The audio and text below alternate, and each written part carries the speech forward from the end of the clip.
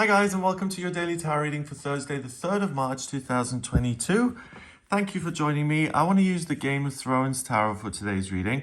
I got this deck years ago and I don't really use it because the show turned out to be really silly and kind of embarrassing. So the good news, and the reason I want to use this deck today, is because with every different incarnation of the tarot, each person who kind of puts their own stamp on it, I think that's really useful and great because it adds another meaning to the tarot. So, for instance, the Empress is usually pregnant and she's about new beginnings and new life and beauty. And here we've got Daenerys kind of moving into war. So it's much more about taking charge of a situation and not being scared off by conflict. And I really think that's a great thing, regardless of the deck, whether it's based on a TV show or, you know, like my deck, my personal experience or whatever. The more meanings you have associated with each card, whenever you do a reading, you can go kind of through your mental Rolodex, or your intuition can go through your mental Rolodex and give you a very specific message that may not be associated with that particular Empress, if that makes sense. Okay, so now that I've justified this to myself, well, I'm going to use this deck. I actually want to use it. Let's see what the cards have to say about Thursday, the 3rd of March, and what energy you'll be working with. So let's have a look at what that is.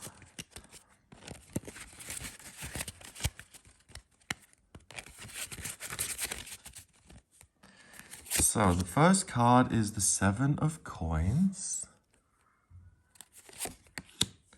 the 3 of Swords, and the King of Swords. Okay. So let's see what the cards are trying to tell us. The 7 of Coins, also known as the 7 of Pentacles, that's usually about a job well done and kind of stepping back for a moment, reflecting on everything you've achieved and saying, okay, I can reap the benefits, I get the rewards, my work has paid off, I'm really proud of myself, and it's a moment of victory and achievement. Here, we've got a man kind of leaning on a staff, and he looks he's bent over, so he doesn't look that vital. He looks like maybe something is difficult, and he's just checking the different kind of fruits on this plant to see if they're ripe.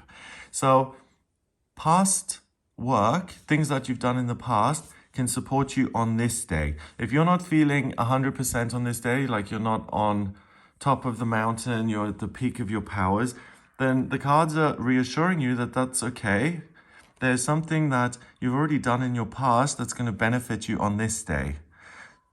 That could mean that if there's a challenge or an obstacle coming your way, you can look to the past and say, hey, I dealt with this before. I know how to get through this situation. Let me use my experience, apply it in this situation, and then I'll be able to make the most of it. Coins also is Pentacles. So if you've been working in the past and today there's something that requires you to, I don't know, pay a bill, or there's some sort of work opportunities that are coming your way, you can then use your savings and your resources that you've already built up to resolve the problem. Or if you have a choice to make about work or your living situation or your health or your environment, then the situation you're in now and how you feel about it is going to be very helpful in making you in helping you make that decision for the future. So really scroll back a little bit to your experiences, to the things that you've learned, and how that gives you an edge in the present moment, because other people who are facing the same thing may not have all of your experience, and it's important, the cards are saying, to cast your mind back and to use that memory as a real resource that can help you in the now. Next, we've got the 3 of Swords. The 3 of Swords is usually about heartbreak and loss and betrayal. It's in the suit of Swords. Swords have to do with decisions and ideas and the way you communicate. So you may hear something that you don't particularly like. Someone may make a decision that affects you negatively, and then you have to kind of fall back on your resources. Or there may be a situation where you're being talked about, or people are viewing you in a particular way that you may not feel is right. And rather than reacting and saying, oh my God, I'm going to retaliate, how dare you say these things about me, I'm going to chop your head off. Instead, you can look back and say, do you know what? People have talked about me in the past and tried to ruin my reputation or ruined my reputation, but that's really not my concern. This is how I dealt with it last time, so I'm going to deal with it similarly today. What's interesting about this deck here is that I feel that this is an emblem of one of the in the TV show. They all have these sigils, right? They all have these houses, and each house, each kind of political party, I suppose, or noble families. I think it's based on like this kind of feudal system where noble families rule different parts of the country, and they all have a symbol. So if we're looking at it as a representation of a particular house or a group of people, then this isn't about heartbreak, loss, and a betrayal. It's more of a threat that we have had this before, that we've made this our motto, and if you try and betray us or make us lose anything in future, then we know that song, we've heard that before, we're going to deal with it in the most effective, harsh way possible as a possible deterrent to other people who might try you. So with that, sharing your experience and saying, okay, well, thank you for sharing that. Let me try and think of something. Heartbreak, loss, betrayal. If you're in a relationship and you're having a conversation and you're trying to be open and honest about what you're feeling, and the other person then says, I don't want to hear this, and if you keep talking that way, I am going to leave.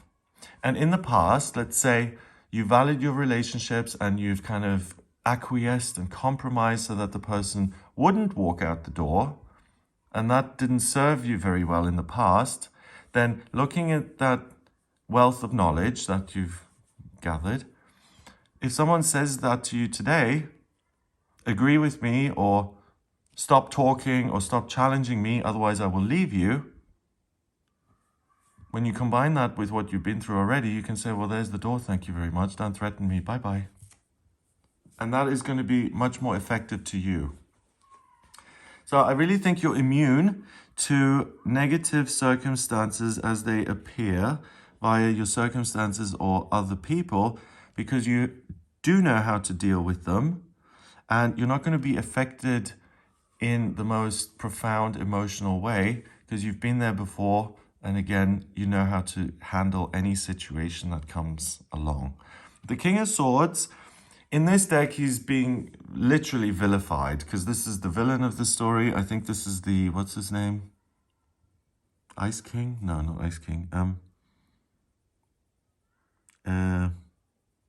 Can't think of the name. What's his name? Anyway, he represents everything scary and bad and evil, and he's invading, and it's very negative. So they're saying that the King of Swords is a threat.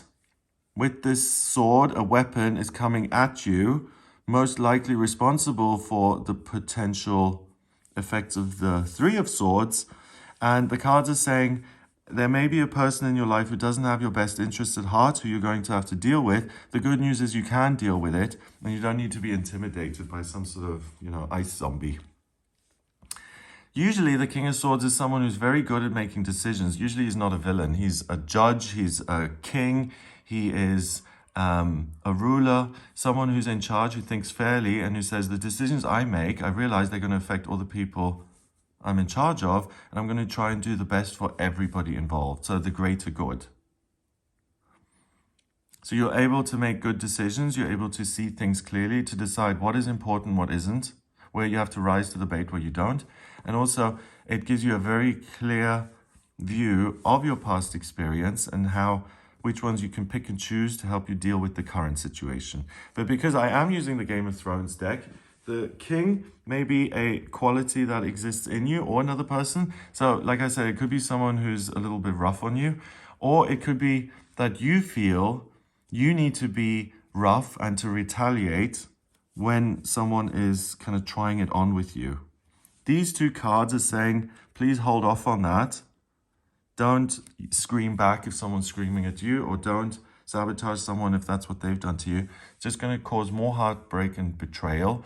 And because this is an emblem, you don't need to delve into that kind of behavior because you've identified it for what it is. You've seen it, that it doesn't bring you a good outcome, and you're no longer affected by it. So you really have freedom between what's your stuff and what's other people's stuff. And if someone's behaving badly, you don't have to feed into it and make it even worse. You can just say, well, enjoy your little behavior there. I hope it makes you happy. Just take it somewhere else, please. So the cards are kind of a stark warning that this is a day where the wealth you've got is in you and what you've lived through so far. That's going to help you deal with anything negative on this day. But as far as energies are concerned, this isn't the most relaxed day you're ever going to have, because there is likely to be some type of conflict. Ultimately, the best way to use this, I think, is to go back and say, okay, this is what I've done well. This is what I've not done well. How can I progress in future by making decisions in the here and now for myself and everybody else? And how can I skip over the negatives that are really trivial or unimportant that I've transcended in the past, that I've outgrown? And how can I streamline the day so that it's about me, my experience, and my decisions and moving forward, rather than nitpicking and navel-gazing about everything that's painful, hurts, and going into, I'm going to get you back mode. Revenge is a big no-no. On this day particularly, and in general, because what you put out, you get back. Number-wise, we've got 7 and 3 is 10. And the king counts as a 1, so that's 11. 11 is the master number of service. So you can be of service to yourself by facing the future, not the past. You can be of service to yourself by not sweating the small stuff and really differentiating between what is important and what isn't.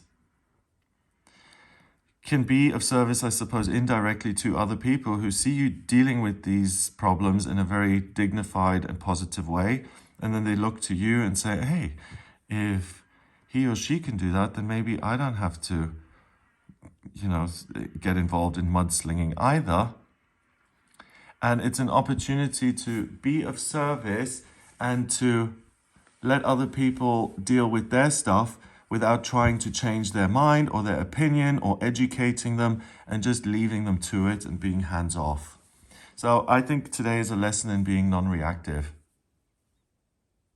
So I hope you have a wonderful day. If you would like a personal reading with me, please get in touch via my website. It's gregoryscott.com. On the front page, click on book your reading to order your reading with me. If you like this video, then give it a thumbs up, please. Hit subscribe and share the video online. Have an amazing Thursday, and I'll speak to you tomorrow.